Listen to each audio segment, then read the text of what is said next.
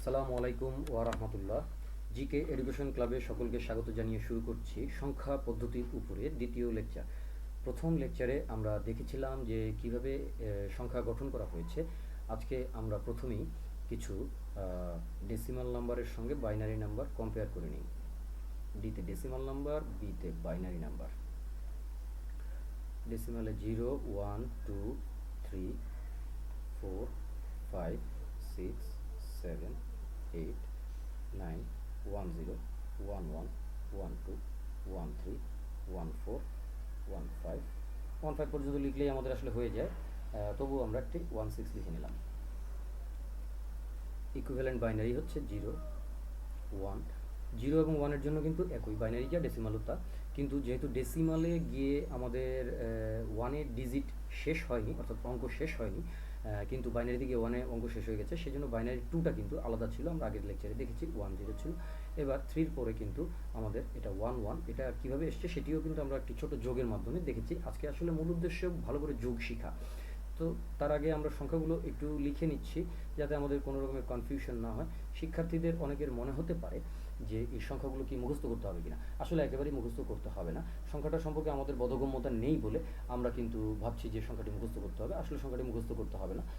আমরা একটু এক্সপার্ট হয়ে গেলে আমি পরবর্তীতে আরও কিছু পদ্ধতি দেখাবো, যে পদ্ধতিতে আসলে আমাদের সংখ্যাটি মুখস্থ করতে হবে না। তখন আমরা কিন্তু দ্রুত একটি সংখ্যা বললেই আমরা সেটার ইকুইভ্যালেন্ট বাইনারি লিখে ফেলবো, কিংবা একটা বাইনারি বললেই তার ইকুইভ্যালেন্ট ডেসিমাল দ্রুত লিখে ফেলতে পারবো। সেটা কনভার্সন পড়ার পরে আমরা আরও ডিটেল বুঝতে পারবো এবং সেটা দ্রুত প্র্যাকটিস করার রাস্তা বা দ্রুত লেখার রাস্তা আমরা বের করে ফেলবো ইনশাল্লাহ। সামনে আসছি।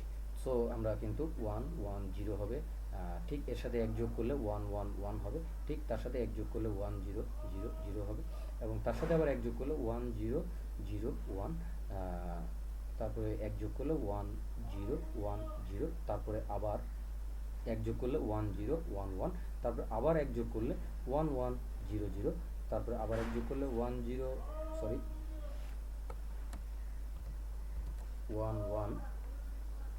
0, 1। তারপরে আবার এক যোগ করলে 1, 1, 1, 0। তারপরে আবার এক যোগ করলে 1, 1, 1, 1। তারপরে এক যোগ করলে 1। তারপরে 4টা শূন্য হবে। আচ্ছা, এটা আমাদের সংখ্যাটা আপাতত একটু নজরে রাখতে হবে, তাই লিখে রাখলাম।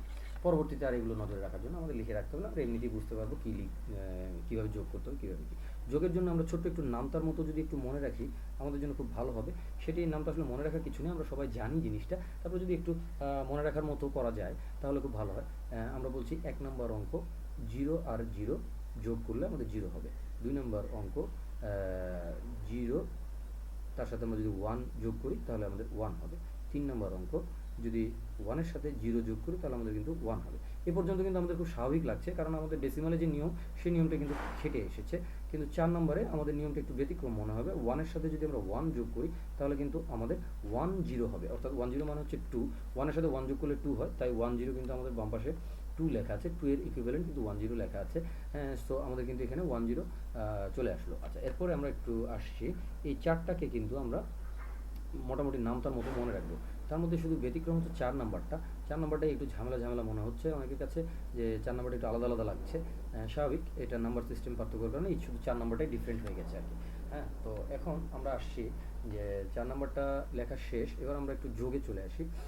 সাপোজ আমরা 5 নাম্বার একটা যোগ নিচ্ছি। এখান থেকে আমাদের অঙ্ক করতে হবে, উপরে 4টিকে একটু বুঝে মনে রাখার মতো রাখতে হবে। আসলে মনে রাখা লাগবে না, জিনিসটা তো আমরা সহজেই বুঝতে পারছি। 1 আর 1 যোগ করলে কিন্তু আমাদের 1, 0 হবে। কিন্তু বিষয়টা হচ্ছে এরকম যে এটাকে মনে রাখার চাইতে বুঝে রাখাটাই বেটার। 1 আর 1 যোগ করলে 1, 0 হবে, আর করতে আসলে মুখস্থ হয়ে যাবে। আচ্ছা, ফাইন, আমরা চলে আসি পরের অঙ্কে। সেটা হচ্ছে আমরা 1, 0, 1 তার সাথে আমরা কিন্তু 1,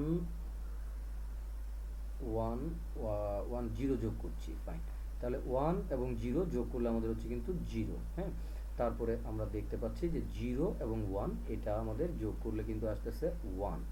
আচ্ছা, তারপর শুধু 1 আছে, তাহলে 1, তাহলে 1, 1, 0 হবে। দেখা যাক, এই সংখ্যাটি কিন্তু 5, উপরের সংখ্যাটি কিন্তু আমাদের 5। হ্যাঁ, উপরের সংখ্যাটি 5, 1, 0, 1 কিন্তু আমাদের 5, এই যে এখানে 5 লেখা আছে। আর 10 কিন্তু আমাদের 2, এই যেখানে 2 লেখা আছে, 5 আর 2 যোগ করলে 5 আর 2 যোগ করলে 7 হবে, তার সাথে আমাদের থাকবে 3টি 1। আমাদের কিন্তু এখানে 3টি 1 হবে, একটি দুঃখিত ভুল হয়ে গেছে একটু, এখানে লাস্টের সংখ্যাটি আমাদের আসলে 1 হবে, এখানে 1 আর 0 যোগ করলে 1 হবে, এটি 1 হবে, এটি 1 হবে এবং এটি 1 হবে। তাহলে আমরা 1 আর 0 যোগ করে 1 পেলাম, 0 আর 1 যোগ করে 1 পেলাম এবং 1 বসলো। দুঃখিত একটু পেন মিস্টেক ছিল। আচ্ছা, এবার আমরা আসছি 6 নাম্বার অঙ্কে। এটা 1 1 0 1, আচ্ছা 4টাই নিলাম। আচ্ছা, এখানে নিলাম 1 1 এবং 1। এখানে কি হচ্ছে একটু দেখি। প্রথমে 1 আর 1 যোগ করছি, এই যে বাম পাশের যে 1 আর 1 আছে, এই যে এখানে আমরা যোগ করছি 1, আর তার সাথে যোগ করলাম হলো আমাদের 1 আর 1 যোগ করলে এটা রাফ 1 আর 1 যোগ করলে কিন্তু আমাদের 1 0 হচ্ছে। তাহলে এই 0টা এখানে বসিয়ে দিলাম, আর হাতে কিন্তু একটা 1 রয়ে গেছে, এই যে এই 1টার সাথে কিন্তু আমরা এখানকার একটা 1 যোগ করব, এই যে এই 1টা যোগ করবো। তাহলে 1 আর 1 যোগ করলে কিন্তু আমাদের আবার 1 0 হবে। তাহলে 1 আর 1 আর 1 0, সেখান থেকে 0টা আবার এখানে বসিয়ে দিলাম, আর হাতে কিন্তু আবার 1 থেকে গেল একটা, কারণটা হচ্ছে কি 1 আর 1 এ হচ্ছে 1 0, এই 0টা বসিয়ে আমার হাতে কিন্তু আবার এখন এই 1টা থাকছে। ওই 1টা কিন্তু আমরা এখানে দেখতে পাচ্ছি। এবার কিন্তু এই 1টি কিন্তু আমাদের এখানে একটি 1 এবং এখানে আরেকটি 1, 3টি 1 এর সাথে সমষ্টি হবে। তাহলে 3টি 1 এর সাথে সমষ্টি হলে 3 হবে, আর 3 আমরা লিখেছি উপরে, এখানে 3 আমরা লিখেছি, 3 মানে হচ্ছে 1 1। তার মানে এই 3টি 1 যোগ করলে আমাদের কিন্তু 1 1 হবে। সেই 1 1 এর কিন্তু আমরা 1টি শুধু এখানে লিখে দিলাম, আর 1 1 থেকে 3টি 1 যোগ করে 1 1 এসেছিল, ডানে দেখছি 1 1 এসেছিল, তারপরে এই 1টি কিন্তু আমি লিখলাম, আরেকটি হাতে 1 রয়েছে, ওই 1টি কিন্তু আমাদের এই 1 এর সাথে যোগ হয়ে যাবে। তো 1 আর 1 যোগ করলে কিন্তু আমাদের 1 0 হবে। তাহলে আমরা যোগটা কীভাবে করতে হয় অনেকটাই কিন্তু শিখে ফেললাম। এভাবে শিক্ষার্থীরা ইচ্ছামতো খাতায় যোগ অঙ্ক বানিয়ে প্র্যাকটিস করতে পারো।